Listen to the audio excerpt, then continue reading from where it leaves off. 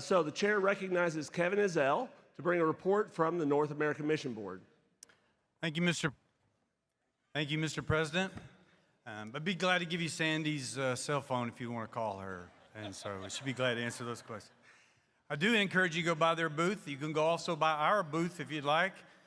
We have a race car there, and we're open to giving anyone $10,000 if you can get it started, all right? Doesn't have a motor. All right. At the North American Mission Board, it's all about the gospel. That's why we plant churches through Sin Network. That's why we meet needs through Sin Relief. That's why we provide evangelism resources. And that's why we send over 3,000 chaplains all over the world. We do these things to lead more people to Jesus. And it's working. Thank you for leading your churches to be all about the gospel. Across the 47,000 Southern Baptist churches, baptisms were up this year over 26%.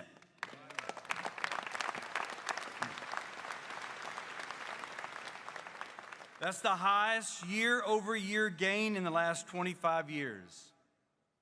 35 of our 41 state conventions saw baptism gains. Some saw historic records. Others saw the highest baptisms in the last 4 to 7 years. We're seeing big numbers, but each individual decision is eternally important, and God honors each and every one. But we can't rest and be satisfied until everyone across the globe hears the good news. But we can celebrate what God is doing in and through each of you and each of your churches. As you know, the IMB does not baptize anyone, NAM does not baptize anyone, and each of these state execs, they realize their state conventions do not baptize anyone, churches baptize. But there's not enough room on the platform for all the pastors to represent all the churches, and so I will ask these state execs to join me to represent their pastors who have labored so tirelessly leading their churches to share the good news. Every day, these men wake up with a heart and a calling to serve pastors and churches. They lead in church planning, they lead in evangelism, and they rally volunteers when disasters strike. They are a shoulder to cry on in tough times, and they are there to help you celebrate God's goodness. The state conventions are critical partners to the North American Mission Board, and I am grateful to serve along with such godly men. And these state execs could share stories of soul winning in all of their states, but I've asked a few to represent the whole group. First is Barry Whitworth, who is the state exec of the Penn South Jersey Convention. Last year, they had the highest baptism count in a decade. Barry, would you share with our Southern Baptist family what the increase in Penn South Jersey in baptisms was this past year? We celebrated a 61% increase, Kevin. Wow. 1,602 baptisms.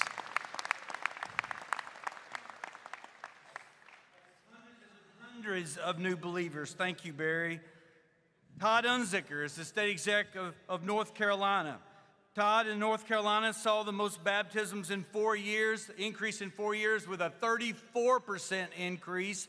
And Todd, would you share with the Southern Baptists just what was one of the reasons you think that happened? Well, Dr. Ezell, we know that it's the Lord that gives the harvest, so we give all praise to him. We just really looked and we noticed that there was not one pastor who didn't pray that their waters of baptisms would stir. There wasn't one church that didn't pray for revival. But driving from Murphy to Manio, from the mountains to the coast, we noticed a lot of baptistries were full of boxes of Christmas decorations and things from the Easter pageant. So we just challenged every single church that they would believe in faith to fill the tank, to pick one day and fill their tank, believing that from this day to that day, the Lord would save, and we saw many saved. Well, thank you, brother, and thank you for that increase. You can do that, absolutely. This is Terry Dorsett from New England. And talk about big numbers. Terry says there have been more than 33,000 baptisms in New England in the last 24 years. Terry, share with the people what's going on in New England. Well, we're experiencing an incredible revival in New England right now, much of it driven by the 57% of our churches that worship in a language other than English. God is doing something in New England, and we're just glad to join him in it. Well, thank you, Terry, and thank you for your leadership. This is Luis Soto from Puerto Rico. This is a place where no churches were planted in San Juan metro area for 20 years. But since 2016, we've helped start 22 new congregations in and around San Juan. The gospel fire is lit and burning hot. Luis, share with the people what the baptismal increase was in Puerto Rico this past year. For the grace of God, 24%. Amen. Thank you so much, Luis. And in California, Pete Ramirez has been the new state exec there for the last 2 years, and we've had a radical turnaround in California when it comes to baptisms and many categories. But Pete, share what's happening in California. In California, we've seen more than double the baptism number in the year 2023. And this year, we're challenging our churches to not just count the cost of ministry, but to count the blessings. And we expect those numbers of baptisms to continue to grow. And just like one wise man said many years ago, if Walmart knows how much toilet paper they have in stock, we want to know how many baptisms are in California, and we expect that number to grow. Amen. That was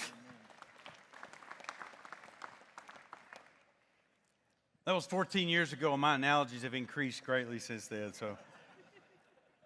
And this is Tommy Green from Florida. I'm glad his family was able to attend. The Sunshine State led all-state convention in baptisms, numbering over 30,000, almost 30,000 public professions of faith.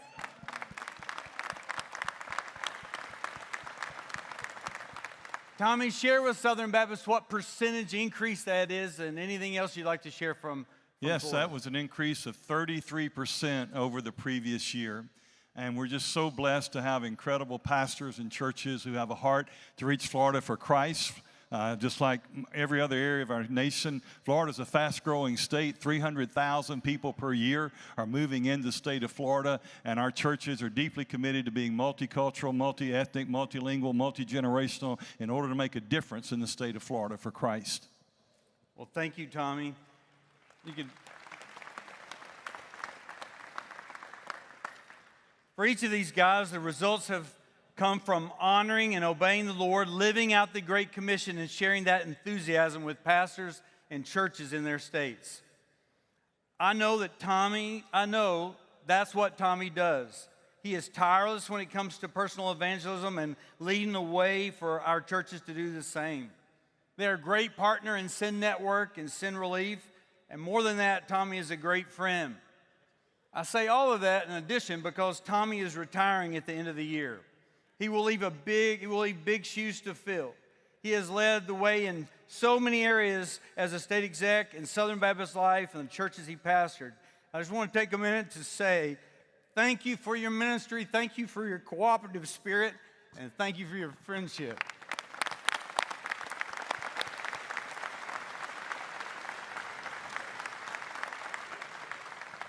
Mr. President, that's my report.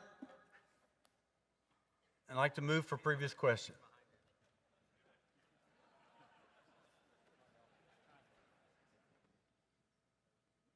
Thanks, fellows. All right. Are there any questions for the North American Mission Board in their report? Microphone 5A, will you state your name, church from which you're a messenger with city and state, and your question. Thank you. I'm Dustin Slayton, pastor, messenger from First Baptist Church in Round Rock, Texas. Just have a question for President Ezell. First of all, I'd like to thank you for your leadership in an extremely challenging job. I hope you know that Southern Baptists are with you and support you as you work together to move the gospel forward. I hope you'll bear with me as I provide some context for my question.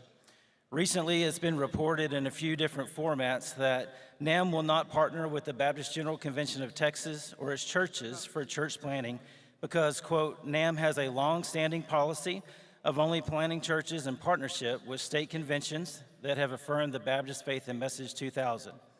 My church, First Baptist Church, is a conservative Southern Baptist church planted in Texas in 1848, associated with Southern Baptist and Baptist General Convention of Texas since the 1800s.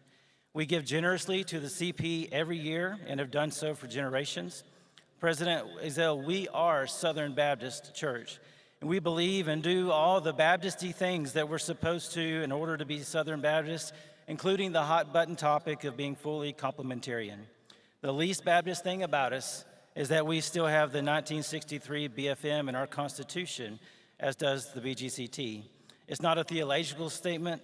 It's simply something we didn't worry about 20 years ago. We're currently wanting to plant churches in Taylor to reach the Koreans and Asians who are moving to our area in the next 10 years. You have said many times that NAM does not plant churches. NAM helps churches plant churches, and that we need more churches to do so. I want to lead my church to do that, to plant complementarian Southern Baptist churches, gospel preaching churches. And I want to do that with NAM, and I want to do that with the Baptist General Convention of Texas. So, Mr. President, if you could just clear up this murky situation. NAM has gladly accepted my church's financial investment in the work of the North American Mission Board for decades without asking what version of the BFM we have in our documents or concerned about what state convention we're a part of. So can we now count on the North American Mission Board to reciprocate that investment by partnering with us to plant genuinely Southern Baptist churches in Texas and invest in us with the same resources, training, guidance, relationships, and financial opportunities you would provide to a church who partners with our other wonderful Texas State Convention? Or will we and other like-minded BGCT churches be denied these resources simply because we have the wrong date on our Baptist Faith and Message? And if that is to be the case, will you please personally commit to figuring out a better way forward so that a BGCT church like mine, who has also died in the wool Southern Baptist, can work with NAM for the sake of God's kingdom? Thank you, brother. What was his first name? I'm sorry. Dustin. All right. Hey, Dustin, I can't find number 5, but hey, Dustin, I just want you to know, I've been doing this for 14 years. That is the nicest question anyone has ever asked. And brother, I mean, I truly mean that. I appreciate you asking a very good question, but in the right spirit. And I appreciate that. NAM has had a long-standing commitment to plant churches that partner with state conventions. And we go by the Baptist Faith and Message 2000, as you just said. We plant churches with male pastors. We have over 11,071 churches that have been planted since 2010, and every one of those has a male pastor. The challenge with in the BGCT, and I want to clear up the murky. I've shared with your state exec, which the new state exec there, and we've had a great relationship with David Hardage as well, was the previous. This is nothing new. We've continually gone by the exact same Baptist Faith and Message 2000. We can partner with your church to plant a church anywhere in North America outside of Texas because those states do affirm the Baptist Faith and Message 2000. So your church does, we can plant, and wherever the plant is located in that state convention, that's what we go by.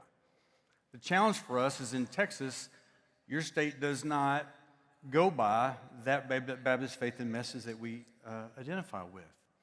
And so my question has always been back the other way, is look, I cannot and will not change that standard, but I would love for you to consider for your state convention to adopt the Baptist Faith and Message 2000.